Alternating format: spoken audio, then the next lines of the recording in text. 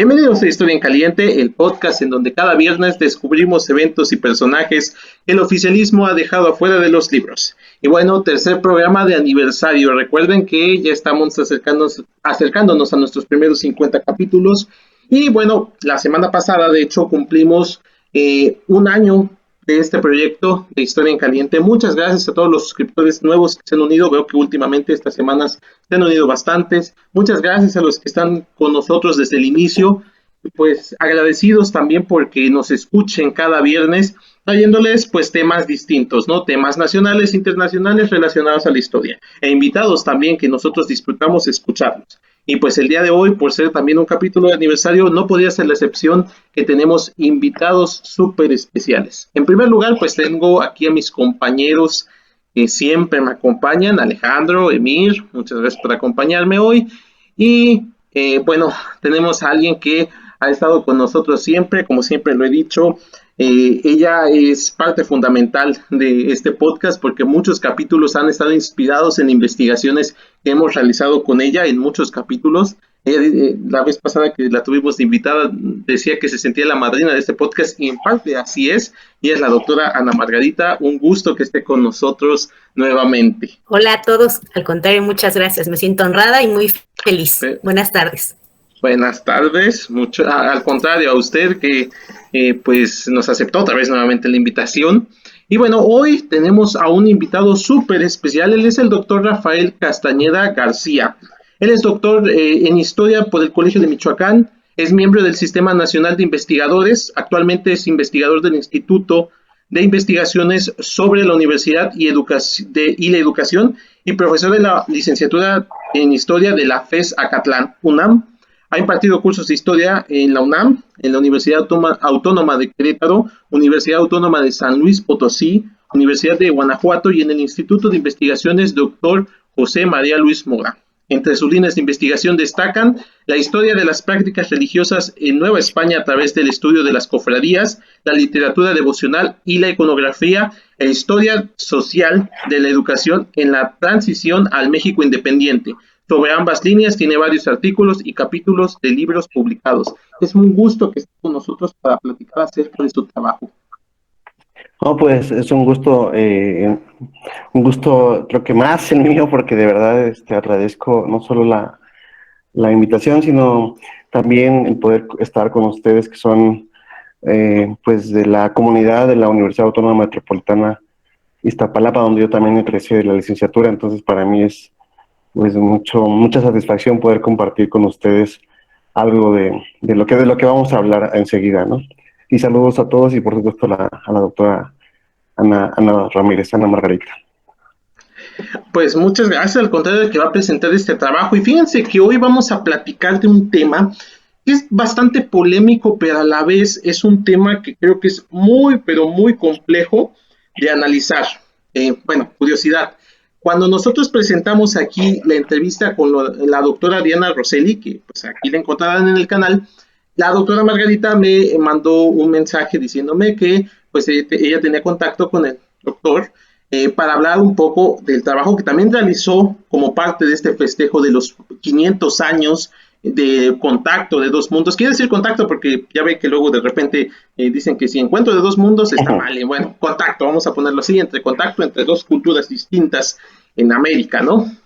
Mucho se ha estudiado a los indígenas, a los criollos, a los españoles, pero hay una parte que no se ha estudiado tanto y esa es la esclavitud africana o los afrodescendientes en la Nueva España. Y precisamente hoy el doctor Rafael va a platicarnos un poco acerca de su investigación que realizó en este ámbito. Bueno, ya cuando termine de exponer esta parte, yo le voy a contar cómo me llevó a gustar también este tipo de temas, porque a mí me gusta mucho, porque es una cuestión ahí ambivalente entre religión e historia, ¿no? Entonces, yo quisiera preguntarle cómo le surgió esta curiosidad de investigar este tema, ¿no? Porque de repente, entre los historiadores, pues no estuvo tan de moda hasta que vino este famoso giro cultural, vino esta visión de entender a la historia no blanca, es que se oye un poco feo, pero sí, una historia no blanca y enfocarse en este tipo de temas en la actualidad. ¿Cómo fue que llegó esa curiosidad? quisiera preguntar. Sí, digamos que en mi época de adolescente, pues nos tocó vivir entre infancia y adolescencia, no recuerdo bien, nos tocó vivir el movimiento de la insurrección zapatista, ¿no? El ZLN. Y fue algo que nos marcó, pues no te diría que a toda mi generación, pero sí a varios. Y cuando entonces yo entro a estudiar la licenciatura en historia, yo quiero trabajar indígenas en Chiapas, nada original, yo lo sé, ¿no? Y así me fui. De hecho, mi primer trabajo, digamos, ensayo final con el profesor Brian Connaughton en la materia de México 1, que es Nueva España, digamos, pues fue sobre eso, ¿no? Y cuando ya viene la hora de elegir el tema de tesis, en ese entonces había una profesora en la UAM Iztapalapa que se llama Natalia Silva Prada, y yo le sugerí que quería pues trabajar indígenas Chiapas siglo XVII, XVIII, un poco por todo esto de la influencia que tuvo en nosotros este movimiento, ¿no? Y pues ella me comentó que había muchísimo sobre indígenas y que simplemente para ponerme al corriente en historiografía habría que leer bastante. Y luego me hizo una pregunta pues también de sentido común, si yo tenía dinero para ir a los archivos de San Cristóbal y de Guatemala, ¿no? Y bueno, la respuesta era evidente, que no tenía dinero. Entonces ella me sugiere que por qué no trabajo a la población mulata, que está menos abordada y que sería interesante entrar por ahí. Y es así que escuchando, digamos, ese consejo, pues ya que si yo me introduzco en varias temáticas sobre esta población, y me di cuenta que desde la Ciudad de México, desde el Archivo General de la Nación, pues el ramo que tenía, bueno, uno de los que ofrecía mayores posibilidades para el estudio de la población africana y descendientes, pues era el ramo Inquisición, ¿no? Y el delito que más, digamos, cometieron o que más, sí, que además cometieron estas poblaciones, pues fue el delito de blasfemia dentro de la Inquisición. Entonces, al final, mi tesis de licenciatura, pues es sobre los usos y prácticas de la blasfemia entre los negros mulatos en Nueva España, pero eso no incluía nada más el pecado, digamos, o la infracción a las normas religiosas, sino incluía las condiciones por las que ellos blasfemaban, es decir, mucho del contexto en el que ellos injuriaban a Dios o, digamos, insultaban las diversas advocaciones, pues era un contexto de violencia, ¿no? De azotes, de que los estaban quemando, que los estaban castigando, y eso fue mi primer acercamiento con la esclavitud africana en los siglos XVI y XVII. Además, había tantos testimonios que me llamaron la atención y que todavía los tengo en la memoria. Me acuerdo que uno había blasfemado y le pregunta al señor inquisidor, ¿hace cuánto usted que llegó de África? Dice, apenas un año. Y entonces en un año ya había aprendido a hablar más o menos español, pero además sabía, digamos, pues estas formas de negociar el castigo a través de las blasfemias para que se separara el castigo y pudiera ganar tiempo el esclavo para después, frente al comisario inquisitorial, pues alegar que había sufrido maltrato, etc. Es decir, en un año ya sabía un poquito lo que se dice aculturizado. Ese fue mi primer acercamiento con la esclavitud africana en la licenciatura. Ok, bueno, antes de darle otra vez la palabra a mis compañeros, bueno, a mí me pareció muy interesante el primer capítulo de su libro, el cual es la cuestión religiosa con los negros. Y entonces yo le quisiera preguntar, este tipo de ámbitos usted lo estudió en Nueva España, pero ¿se pudo haber repetido en otros lares de América Latina? Sobre todo yo lo pregunto porque cuando conozco el tema, de hecho, es precisamente porque me puse a leer a biografías de santos, y uno de los que me impresionó fue San Martín de Porres. Me impresionó porque es un santo que es mulato en una época donde pues era, no puedo decir condenable en cierto aspecto de la sociedad, era mal visto. Primero que un negro sea monje, ¿no? En primer lugar, porque veo en la biografía que describen que pues no le permitieron la entrada en un primer inicio, pero su padre, al ser alguien de dinero, lo permite. Y número dos, que pues al morir y pues que la gente pide que es santo, no es santo en el momento de la muerte, más o menos 1600, 1700, si no mal recuerdo, sino hasta después. Entonces, podemos decir que estas condiciones que usted platica en el primer capítulo se repiten en otras partes de América Latina o solamente son exclusivas de una cuestión regional, porque también es eso. A veces las cuestiones regionales de los virreinatos en América Latina pues son únicas y irrepetibles, ¿no? No, de hecho hay una cultura, pues digamos, jurídica y católica, pues como ustedes lo saben, en toda la América española. Por lo tanto, se repite y esto quiere decir que, digamos que las poblaciones africanas, a pesar de que tienen esta misma cultura católica y jurídica, ellos van a reaccionar, sí, de acuerdo a sus circunstancias, sí, de acuerdo a las particularidades de cada región, pero de manera muy similar. Es decir, se puede hacer un estudio sobre las devociones, sobre el efecto de la santidad en las poblaciones esclavas, la santidad, no de San Martín de Porres, y ahorita explico por qué, pero sí de otros santos, sobre las cofradías, sobre la blasfemia, porque son condiciones parecidas, ¿no? Entonces, sin problema se puede hacer. Sobre San Martín de Porres, San Martín de Porres es, bueno, es limeño, es un santo dominico de la orden dominica. Él vive en el siglo XVII, le toca vivir, es beatificado, digamos, todavía en el periodo colonial, pero se canoniza, es un santo súper joven, se canoniza en 1962 y es Estados Unidos el que digamos, financia la canonización de San Martín de Porres. Antes de ese santo estaba San Benito de Palermo, que es el primer santo negro canonizado por la Iglesia, y este santo sí fungió, digamos, como tratar de armonizar a las poblaciones de origen africano, pero no lo hizo en todos los lugares, porque cada territorio, aquí sí hay unas diferencias, cada territorio de la América colonial como que tuvo devociones, pues digamos, más populares unas que otras, y en algunos escenarios de los virreinatos, pues por ejemplo, San Benito de Palermo fue importante, pero en otros no tanto, ¿no? San Martín, luego entonces, digamos, viene a suplir a San Benito de Palermo, a este franciscano, y San Martín de Porres se vuelve tan popular que está en prácticamente todas las iglesias de cualquier orden religiosa y de las parroquias, clero secular también, ¿no? Se vuelve muy popular para sobre todo para atención a los enfermos. Su iconografía también es pues muy característica, ¿no? Que en un mismo plato hace comer a un perrito, a un gato, me parece que también a un perico, también es de origen humilde, ¿no? Eh, y no ha sido estudiado para México, ¿no?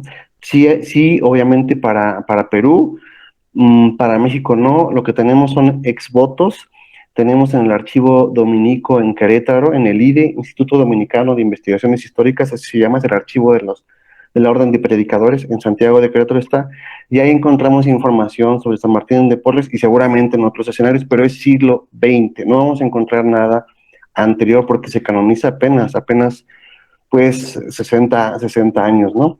Entonces, digamos que lo que sí se puede hacer es una historia comparada, digamos, de San Martín de Porres en el siglo XX, eso sí, porque de hecho aquí juega un papel importante las telenovelas y las películas. Empiezan a surgir en 1961, en 1962, en 1963, películas mexicanas, peruanas y telenovelas argentinas, brasileñas, mexicanas sobre San Martín de Porres. Entonces aquí sí hay un efecto, digamos, muy masivo, diferente al periodo colonial. Ok, sí, sí, cierto, exactamente esta última parte, por eso lo conocí precisamente, primero por las geografías que salieron de él, que por ahí del año 2000 salieron un montón, y me tocó precisamente una de ellas, y yo la leí y me encontré que precisamente no hay muchos santos de color en la Iglesia Católica, y que de hecho, pues sí, la santidad es reciente e impulsada por una idea de revolución antirracista en Estados Unidos precisamente. Y bueno, creo que me ha aclarado mucho estos puntos que he tenido. Y bueno, no sé si alguno de mis compañeros tenga alguna pregunta o comentario. Bueno, un poco saliendo sobre, bueno, ahorita Raúl hizo una pregunta un poco ya hablando del contenido de su libro. Yo me quiero salir un poco, digamos, del libro y hablarle bueno, preguntarle sobre, pues, la etapa en la que se va escribiendo, redactando. Nos mencionaba, pues, un poco sobre sus antecedentes en cuanto a los trabajos, pues, en licenciatura. Y mencionó pues obviamente los archivos históricos. Quería preguntarle cuáles fueron los archivos que consultó y además de eso, ¿cómo piensa usted en retrospectiva actualmente los beneficios o los cambios que han tenido la consulta de archivos? Si vienen, considero yo a punto muy personal, que aún falta mucho para tener una cultura archivística mayor para la consulta de documentos. En el tiempo en el que usted se desarrollaba en sus trabajos, ya sea de licenciatura o de otros grados académicos, ¿cómo ha ido cambiando esta consulta de archivos, esta facilidad, si lo quiere ver de esa manera? Ujú. Bueno, creo que son dos preguntas por la etapa de redacción que mencionas de este libro. Eh, pues este libro, digamos, surge como una invitación, digamos, de un proyecto que es express, ¿no? No es algo tampoco culpa de los coordinadores que son los doctores, bueno, el doctor Gibran Bautista, y entonces por ahí de noviembre, diciembre nos hacen la invitación, ¿no? Y que había que entregar el texto en marzo, ¿no? Entonces, claro, nos pedían una serie de páginas que no son muchas, el libro al final tiene como 80 páginas, sí, 80 páginas, ¿no? Porque es de divulgación, ¿no? Entonces, aquí lo que había eran antecedentes y apuntes míos, evidentemente, y había que hacer algunas que otras lecturas más actuales para que el libro pues fuera, pues digamos, con las nuevas interpretaciones de la historiografía mexicana, sobre todo francesa, estadounidense, ¿no? Y sí me basé, fíjate, sí me basé en algunos testimonios de archivo, pero sobre todo de Inquisición, y que yo había usado ya en otros trabajos, porque como es un texto de divulgación que no se puede citar, pues para no meter en problemas me basé en lo mismo que yo ya había investigado, ¿no? Claro que acá los pongo como la cereza del pastelito de algunos capítulos, como para hacer esto, como llaman en otras academias, como una especie de historia viva, ¿no? Que no solamente se quede en interpretaciones, sino ahí va un relato, ¿no? Ahí va un testimonio de lo que pasó con este personaje en un obraje, en una hacienda. Pero ya lo tenía, evidentemente sí, es algo que solo que hubo que darle orden, hubo unas lecturas que sí tuve que hacer, porque pues uno trabaja ciertos temas, pero puedes estar desequilibrado, entonces busqué equilibrar esto, ¿no? Entonces la redacción fue un episodio muy, como suele ser la redacción, pues con mucha presión, digámoslo así, y además en un periodo donde todavía la pandemia pues estaba fuerte, donde no había vacunas, ¿no? Todavía estaba esto, entonces no eran las mejores condiciones, ¿no? Eso también habría que decir, pero se sacó el trabajo, ¿no? Y eso es lo importante y parece que además la colección pues ha tenido un muy buen recibimiento. Sobre los beneficios o cómo ha ido cambiando la consulta de archivos, digamos, desde que yo más o menos empecé con la tesis en la UAM y luego el doctorado y esto. Bueno, evidentemente hay archivos que, bueno, por ejemplo, el AGN en todo este tiempo, pues abrió algo que se llama indiferente virreinal, ¿no? Un acervo que antes, un fondo que no existía, y en mi caso, yo he consultado o he tratado de consultar algunos archivos fuera de la Ciudad de México, ¿no? Siempre me ha gustado eso y en ese sentido creo que ahí hay una beta por seguir explorando archivos, tanto archivos de los obispados como el de Michoacán, como el de Guadalajara, por supuesto el Arzobispado de México, archivos parroquiales que también tienen sorpresas sobre estos temas. Y pues sí ha habido un avance, hay un avance. ¿En qué es el avance? En que hay cada vez más guías o más catálogos, ¿no? Algunos digitales, otros no. Y que también hay quizá una mayor conciencia de ciertos sectores de la iglesia que nos permiten su consulta. Todavía por ahí puede haber uno que otro, digamos, párroco que no quiere, etc. Pero la verdad es que ya es cada vez menos.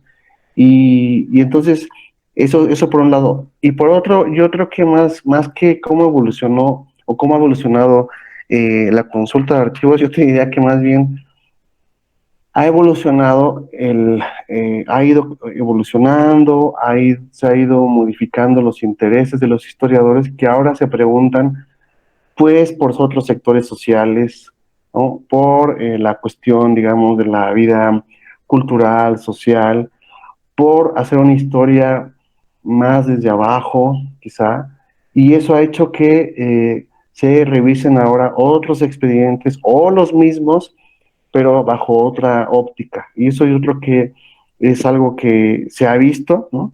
Y esto quiere decir que ya no solo se ve o se trabaja a los indígenas o a los grupos indígenas, sino últimamente, los últimos 10 años, ha habido digamos, pues sí, una explosión, por así decirlo, sobre las poblaciones de origen africano. Ahora el reto, pues, es que no hagamos historias separadas, sectarias, una especie de historia de apartheid, donde yo hablo de los africanos o mulatos y nunca hablo de los indios, ¿no? Y viceversa, ¿no? Me parece que quien trabaja poblaciones indígenas forzosamente le van a salir los mulatos, los negros y al revés, pero también los españoles. Entonces yo creo que hay que hacer una historia que integre a todos los actores, ¿no? Y que a veces en muchas ocasiones los prejuicios es del mismo historiador y no tanto de lo que se vivió en aquel momento, ¿no? Entonces yo creo que tenemos que estar abiertos a cualquier escenario e incluirlo, aunque se salga de nuestras hipótesis y de nuestros postulados que habíamos pensado. Me parece que eso es, más que el archivo, es cómo uno llegue de abierto a la consulta de estos materiales, ¿no? Perfecto. Muy interesante esa última reflexión en cuanto a más bien al cambio de los escenarios, de los intereses por parte de los historiadores. Me pareció fundamental lo que mencionaba. Muchas gracias. No, gracias a ti. Emil, no sé qué tengas que ¿Puedo hablar, comentar. padrino? Sí, ¿verdad? Sí, Buenas tardes, ahora sí ya estoy conectado. Primero que nada, bueno, saludar al doctor Rafael Castañeda. Gracias por habernos aceptado esta invitación, también a la doctora Margarita. Y bueno, tuve la fortuna, por medio de la profesora Margarita, el haber leído el libro del doctor Castañeda, y me pareció interesante porque creo que anteriormente no había leído una historia o bueno, una obra que tratara en específico sobre la esclavitud en la Nueva España. Y esta obra en general, esta obra de México 500, me parece, en alguna ocasión lo llegamos a comentar, es una nueva revisión sobre este periodo de la historia de México.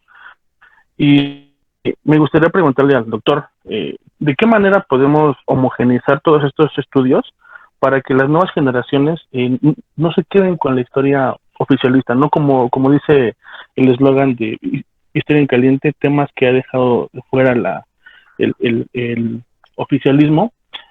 ¿Cómo lo podemos transmitir o de qué manera lo podemos enseñar a las nuevas generaciones, no solamente de historiadores, sino de escolapios, ¿verdad? Que están en las escuelas públicas,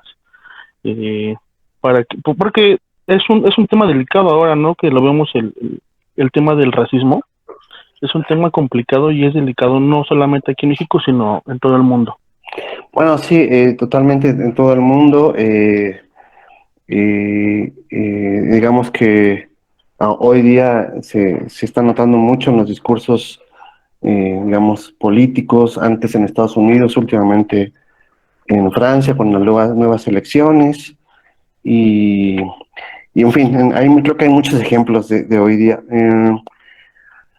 Bueno, la pregunta que tú me haces es complicada. Yo creo que aquí habría que pensar en la educación formal y en la educación informal.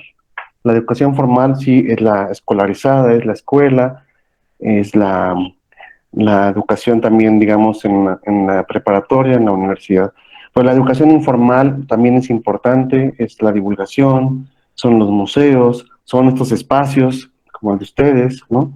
Donde tenemos que estar insistiendo en toda esta diversidad de actores, de historias. Entonces, no es solamente pensar en la SEP, que es por supuesto algo importantísimo, y en ese sentido la SEP por supuesto que está en deuda, no ahora, desde hace mucho, porque hasta donde yo me quedé, pues en toda la primaria, digamos, se dedicaba una página, a las poblaciones de origen africano, otra era para asiáticos, es decir, solamente eso, ¿no?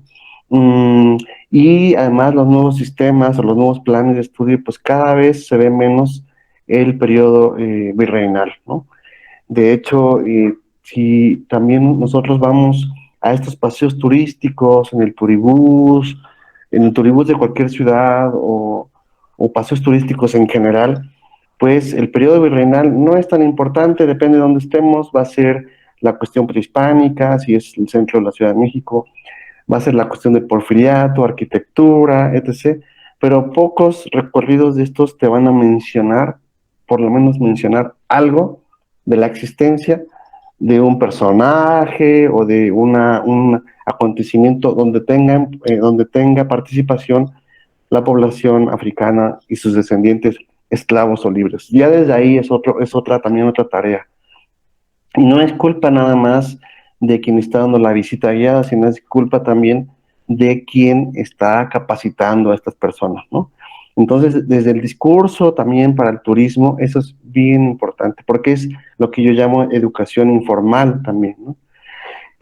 ¿Cómo hacerle? Pues bueno, evidentemente, primero pensar que el legado de estas poblaciones es en muchos sentidos cultural, por supuesto, pero también están presentes ya en el siglo XX en la cultura popular, pero a veces de manera como marginada, a veces también con estereotipos negativos. Por supuesto, un libro que es de divulgación, no, y que aunque sea pequeño y sea accesible porque está en varias librerías, pues no es suficiente para nada, ¿no? Un programa de radio tampoco, es decir, tiene que ser una suma de factores para combatir estos estereotipos. Vamos a poner uno de ellos, es la figura de este cómic, ¿no? De Mimín Pinguín, o Mimín Pingüín, como quieran decir, donde su fisonomía simplemente se confunde entre un niño o un changuito, es decir, hay una exageración de los rasgos físicos, con unos labios extremadamente gruesos, una nariz ancha, unos ojos muy grandes, etc., ¿no? Donde además él no sabe hablar bien el español y se ríen, ¿no? Y ese tipo de situaciones vienen desde el siglo XVII con Lope de Vega. El teatro de Lope de Vega incluía personajes negros, ¿no? El villancico de negro también, otro género de la literatura, donde el negro entra en el escenario para hacer reír, ¿no? Entonces, eso es un estereotipo negativo.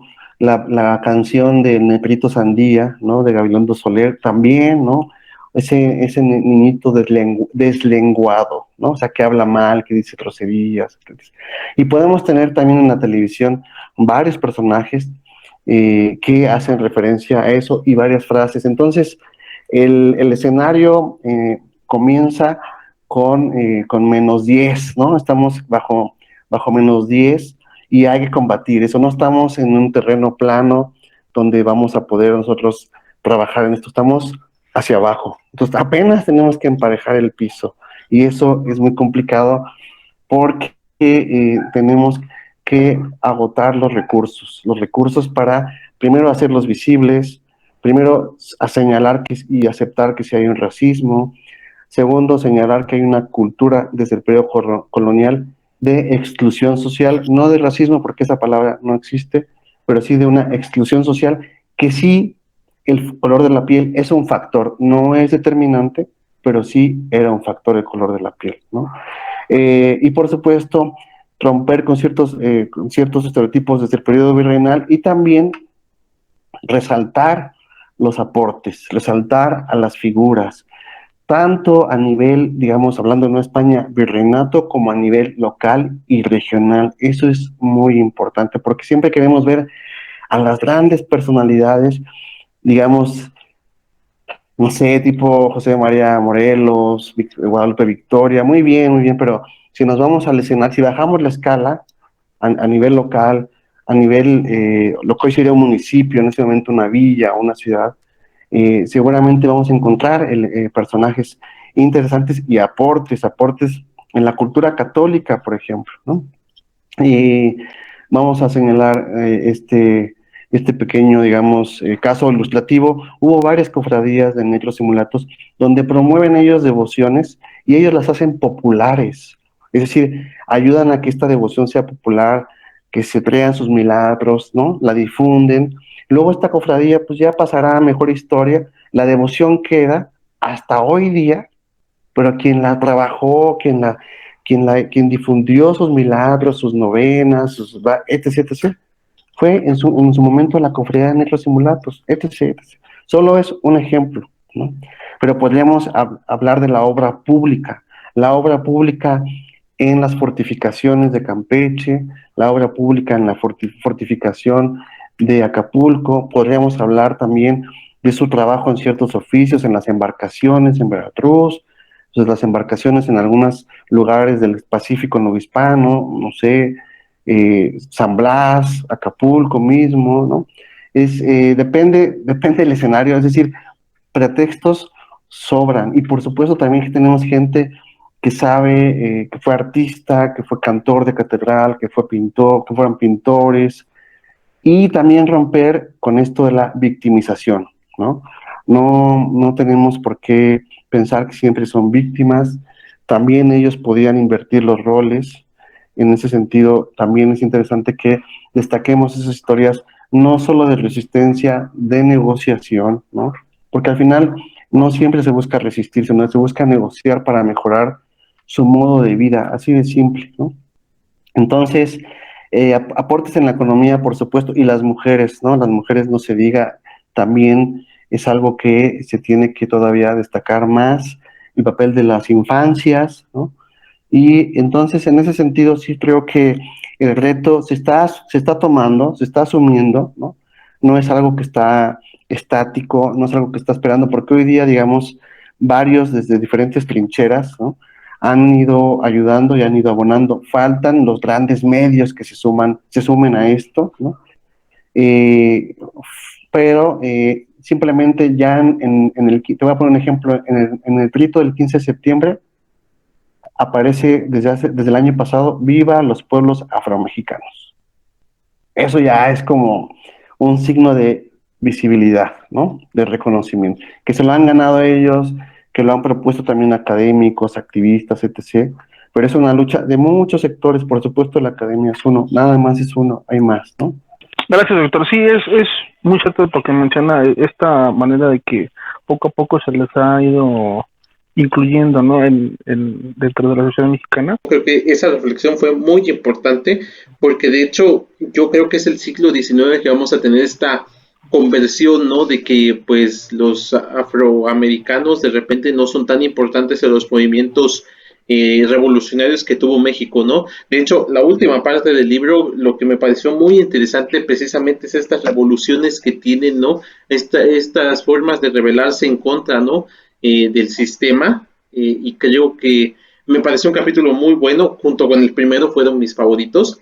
De hecho, ya conocía la historia de Yanga, sí lo había visto, pero no lo había profundizado y no lo había pensado cuáles fueron las consecuencias de, y es una consecuencia que pues traspasa los límites del tiempo, ¿no? Porque hasta la actualidad seguimos recordando precisamente el sacrificio o el establecimiento de Yanga, ¿no? A la actualidad, y negamos, de hecho, categóricamente la figura de los afrodescendientes, ¿no? Por ejemplo, ya lo dijo José María Morelos, pues se sabe y en descripciones se dice que era pues negro, era mulato, si no negro, mulato, era parte mulato. Vicente Guerrero ni se diga, Vicente Guerrero lo describen como un negro, ¿no? Como el negro del sur, ¿no? Juan Álvarez también, que es otra personalidad que describen de esa manera, ¿no? Incluso también categóricamente Altamirano va a escribir que pues a él no lo consideran del color negro, sino le dicen moreno o blanco perdido, algo así dice en un texto, ¿no? Entonces me pareció muy interesante eso y en la actualidad pues estamos reivindicando, ¿no? De repente hace 3 años tuvimos la película de Black Panther y los afroamericanos ya pues se alegraron, ¿no? De que se establezca finalmente una figura negra como un héroe, ¿no? E incluso cuando vemos la historia del personaje vemos que es algo que fue polémico en su momento, que se le tuvo que cambiar el nombre para que no se le relacionara con los Black Panthers, ¿no? Con estas movimientos subversivos que surgieron después de la muerte de Martin Luther King. Así que creo que también eso es algo importante, ¿no? El último y sobre todo el epílogo, ¿no? También es algo que coincido en ese punto de que esta obra no se vea del lado histórico, sino del lado que tiene que ser reflexivo en cuestión de qué papel ha jugado la gente afrodescendiente en la historia de México y qué papel ocupan actualmente. En este punto de reflexión, no sé si consideren que soy un poco tonto lo que voy a decir, pero yo lo comparo mucho con el último punto que también dice Miguel León Portilla en La visión de los vencidos, en el epílogo que precisamente viene posteriormente en las revisiones, que dice que hay que ver a los indios vivos, no a los indígenas muertos, y precisamente aquí también lo estamos viendo, no ver figuras históricas como las grandes y gloriosas, sino también verlos en el lado de la actualidad. Ese sería mi comentario con respecto a eso. Sí, bueno, yo creo que sí, por supuesto que hay que verlos en la actualidad y ellos mismos tienen que irse también reconociendo. Primero, eh, para entender la actualidad y digamos que ayudaría, porque no existe un atlas histórico, ¿no? Todavía no existe, de las poblaciones africanas y de origen africano, digamos, ayer y hoy. Eso falta, ¿no? Porque eso va a hacer evidente que no podemos hablar solo de las poblaciones que se consideran hoy afros en Oaxaca, en ciertos espacios de Oaxaca, en Veracruz, ¿no? En algunos espacios de Guerrero, ¿no?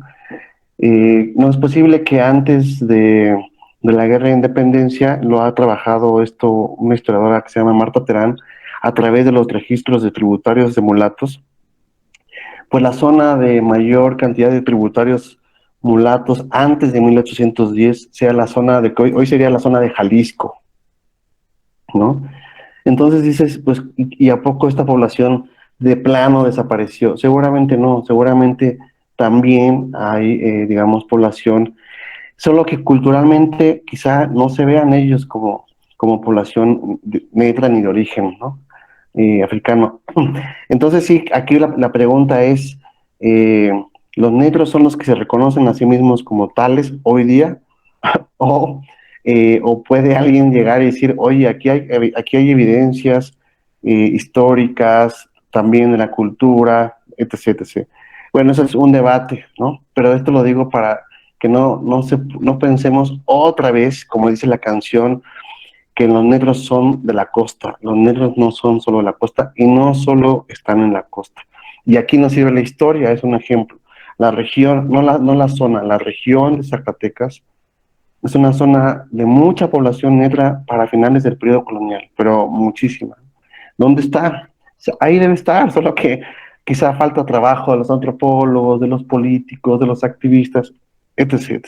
Algún día llegará, tal vez, no lo sé, pero lo que sí debemos atender es a los que hoy han asumido esta identidad, pues rescatar su historia, valorar su cultura hoy día y no verlos, y este es un reto, no verlos como la otredad.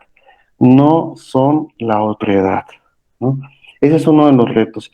Y hace falta, ya lo ha dicho pues muchas personas, María Elisa Velázquez, últimamente creo que también el, no sé si el CONAPRED dijo que se iba a hacer, o no, cierto, en general el INA asumió el compromiso a través del Museo Nacional de Antropología de incluir una sala para las poblaciones de origen africano, ¿no? Es decir, tú hablas de la población actual, te diría que sí, por supuesto, pero que todavía estamos muy cortos en la población actual de acuerdo a lo que tenemos de antecedentes. Y esta población actual necesita ver esos antecedentes para que se reconozca. Luego, si asume o no esa identidad, eso ya es decisión de cada quien. Pero sí falta más trabajo otra vez a nivel regional, ¿no? Sobre, sobre estos personajes como Yanga, cambiando de tema, si tú vas a cada archivo regional, digamos, vas a encontrarte, no personajes como Yanga, pero vas a encontrarte rebeliones, motines, intentos de motines, intentos de rebeliones. A veces son individuales, a veces son de tres, cuatro, no van a ser las grandes rebeliones, es decir, colectivas como en la de los indígenas, eso estoy de acuerdo, pero sí hay varios capítulos que todavía no se han contado, y también de rebeliones campesinas, o bueno, rebeliones indígenas donde participan los mulatos, solo que están en el anonimato, ¿no? Entonces, eso sería una de las cuestiones que todavía queda. Y finalmente, creo que la figura de Yanga, por supuesto que es un baluarte, es un, digamos, un símbolo de la resistencia, pero sería un error quedarnos con ese símbolo de la resistencia hoy día, ¿no? Está en todos lados, la resistencia o la negociación fue cotidiana, pero además es una negociación, una resistencia a veces de complicidad con otros sectores, ¿no? En los conventos de monjas es bien interesante, eh, pues no se hubiesen mantenido sin la servidumbre, sin las mujeres esclavas de origen africano, que eran muchísimas, que eran más que las mujeres españolas. Es decir, por supuesto que ahí hay una labor de ellas en la cuestión económica, no económica de circulante, sino económica de trabajo, ¿no? Y estas mujeres, por supuesto que también tienen ahí, digamos, una vida que contar, que falta un historiador, ya hay avances, ¿no? Pero ahí también hay resistencias, ahí también hay complicidades con las españolas, hay silencios, ¿no? Acciones que cometen las españolas que se quedan calladas, las mulatas, para evitar problemas, etc., etc., ¿no? Entonces, esa es otra cuestión que tenemos que contar.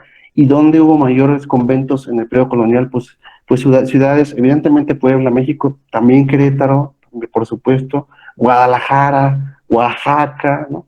Y romper con esos estereotipos, Raúl, ya por último, de pensar a regiones solamente indígenas. Ya han mostrado historiadores cómo San Cristóbal de las Casas tuvo una población mulata bien importante en el siglo XVIII, cómo San Cristóbal de las Casas es el baluarte, el zapatismo, etc., etc., ¿no? Hoy día, y por supuesto que hay poblaciones, y lo mismo en otras regiones de Oaxaca, pero como Oaxaca sí es indígena, ¿no? También hay, ¿no? Entonces, lo primero es dejar de pensar a zonas como exclusivamente, digamos, de cierta población, porque no es así. Y por supuesto, en la actualidad no es así, pero la historia nos lo va comprobando, y por eso es importante ayudarnos de ella para ver lo actual. Sobre todo estos últimos puntos de vista, de hecho, por eso me animé, dije, voy a leer el trabajo, y pues me gustó mucho. Sobre todo también ella, que sí es cierto, creo que en cuestión de historia de los de abajo es bastante importante, porque ya lo comentamos, es algo que se ha olvidado con el paso del tiempo, ¿no? O que no, sobre todo no se ha olvidado, sino que se ha satanizado, ¿no? También en cuestión religiosa, creo que debemos entender un poco estas cuestiones de sincretismo religioso entre los africanos, el catolicismo, que han surgido nuevas versiones de la religión católica con este tipo de vertientes. En la zona de Guerrero, de donde soy, por cierto, tenemos precisamente la adoración a Yanga, y bueno, no Yanga, no, de esta religión de Palo Mayombe, y las religiones haitianas que de repente también vienen, ¿no? Pero a la vez la Iglesia Católica está diciendo que eso es algo que se debe de satanizar, y de repente estas tradiciones se ven minadas precisamente por un juicio moral que se me hace bastante absurdo, ¿no? Para estos momentos. Y bueno, creo que eso es importante verlo en su obra. Bueno, finalmente, preguntarle a usted, pues, ¿qué ha significado para usted que se publique este trabajo? ¿Ha recibido comentarios? Ah, bueno, aparte del de la doctora Margarita, ¿ha recibido algún tipo de comentario de parte de otros sobre esta investigación? Y también saber si, pues, ha impactado en su vida tener este tipo de publicaciones. ¿Perdón? Retroalimentación también. Ah, y una retroalimentación también, sobre todo de parte de Sí, otros he recibido. colegas que haya recibido. Sí, bueno, primero decir que fue un libro pensado no para colegas, ¿no? Sino haciendo el esfuerzo de que fuera para gente de universitarios en general y preparatorianos. Ya eso es un reto, ¿no? La otra es que tenía que ser en pocas páginas y abarcar varios temas y estar equilibrado, ¿no? Eh, en ese sentido, sí me parece que yo traté de darle, pues, una sintonía más de vida cotidiana, de cuestión, y de vida cotidiana, uno, dos, descentralizar la visión. No solo es Veracruz, no solo es Ciudad de México. Esos dos esas dos cuestiones me interesaron. Vida cotidiana y descentralizar, digamos, estas cuestiones de que los negros no solo están en la costa, ni tampoco es toda la historia de Ciudad de México, ¿no? Tres, por supuesto, visibilizar a las mujeres, a los niños en la medida de lo que también pude, ¿no?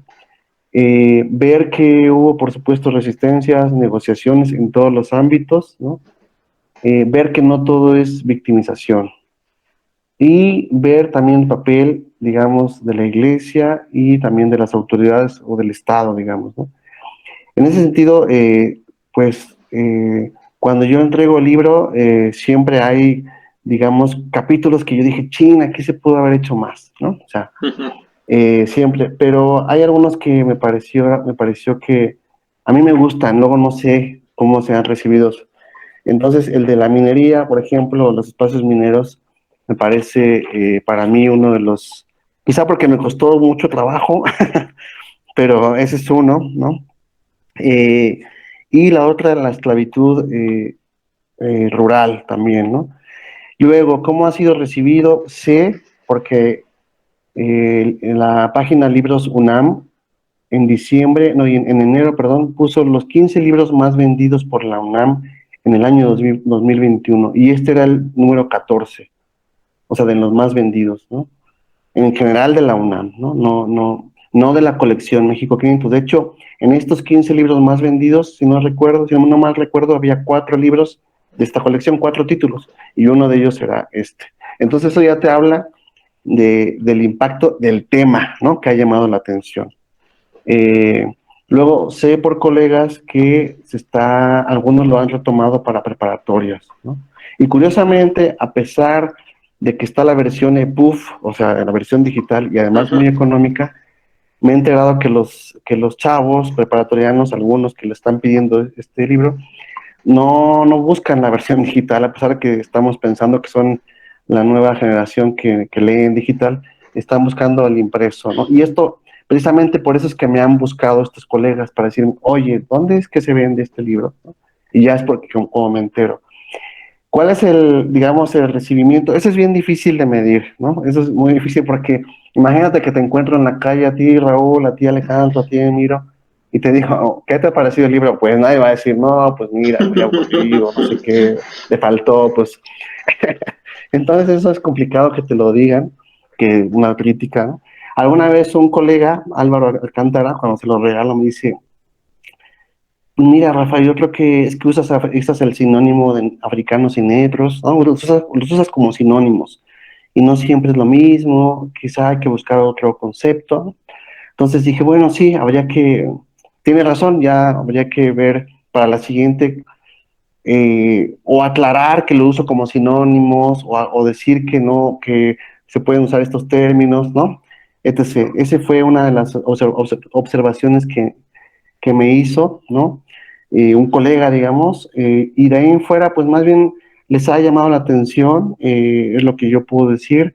La parte, sí, religiosa, fíjate que la parte de las resistencias que tú mencionaste también, a todos, bueno, no a todos, no, los que lo han leído, que yo sé, no puedo decir que les ha encantado porque no te puedo decir eso, pero sí me he dado cuenta que el epílogo, no sé si es porque lo único que leyeron, pero que el epílogo también les ha parecido muy bueno, ¿no? Y pues ustedes saben que lo último que uno redacta es la introducción y el epílogo, ¿no? Entonces, como que en la introducción, yo sí soy de la idea que como que le faltó, uno siempre es muy exigente, ¿no? Con uno mismo. Pero el epílogo siempre me gustó, el epílogo siempre me había quedado como satisfecho, ¿no? Y yo creo que el epílogo busca cerrar con las intenciones del libro, un poco lo que tú ya dijiste, Raúl, ¿no?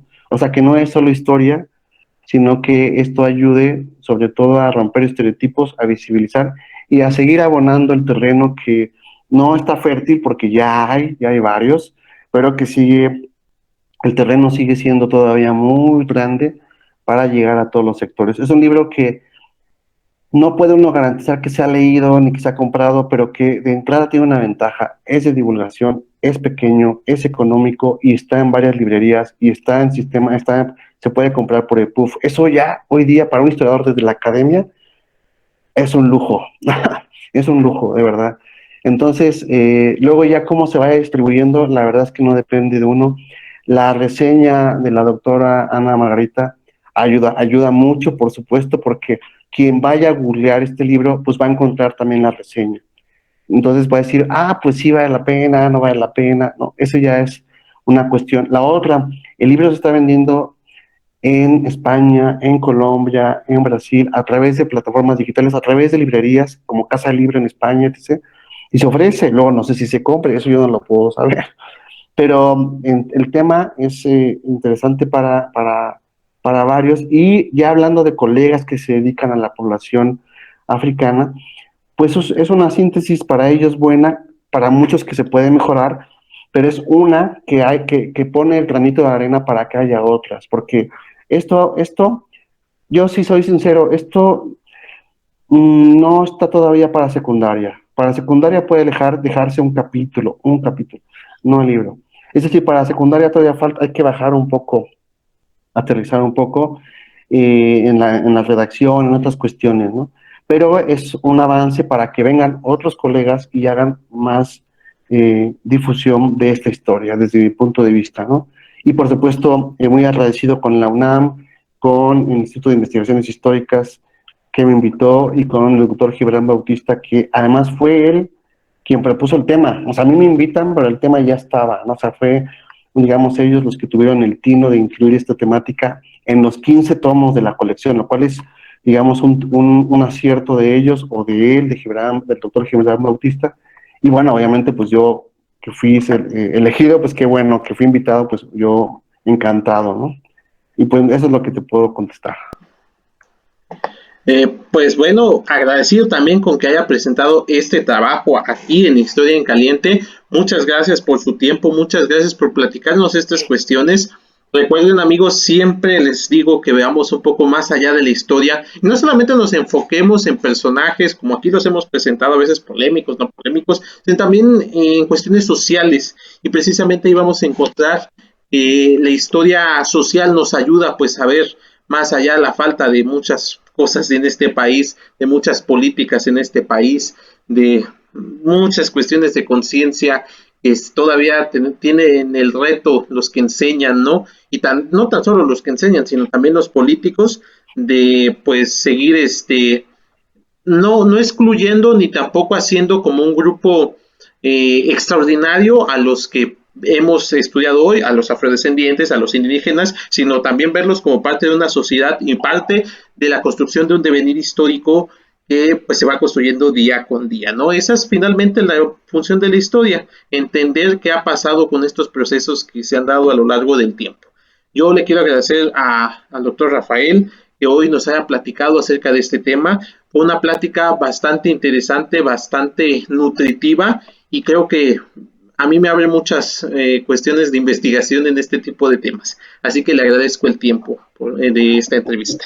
No, pues al contrario de ustedes, muchas gracias a los tres, a la doctora Anita, bueno, Ana Margarita Ramírez, Anita, como todos la conocemos, y sobre todo me da mucho gusto haber participado con ustedes, que son pues de una universidad a la cual yo quiero mucho, le tengo mucho agradecimiento, bonitos recuerdos, que es la UAM Iztapalapa, y ojalá algún día nos veamos por allá, yo encantadísimo siempre de visitar la UAMI, ¿no? Muchas gracias. Encantado. No, al contrario, encantado por esta entrevista. Igualmente a la doctora Ana Margarita Ramírez Sánchez, que nos apoyó con esto, que nos trajo al invitado de hoy, y sobre todo también gracias por estas recomendaciones, que siempre las recomendaciones de Margarita son súper, así que a eso no habría que negarlo. Muchas gracias. Y bueno, finalmente, este es el capítulo antes del capítulo 50. Recuerden, en el capítulo 50 también tenemos a otro invitado súper especial. Ya lo verán, y también comunicarles que ese capítulo va a ser el final de temporada. Vamos a darnos un pequeño descanso, pero vamos a regresar con más temas interesantes, ¿no? Así que bueno, no sé, un mes sabático, así que no lo olviden. Recuerden seguirnos en todas nuestras redes sociales, YouTube, Instagram, TikTok, pues también ahí estamos ya ahora en YouTube Shorts presentándoles temas o personajes en menos de un minuto, así que pues ahí lo pueden consultar. Esto ha sido todo por hoy, muchas gracias, hasta luego.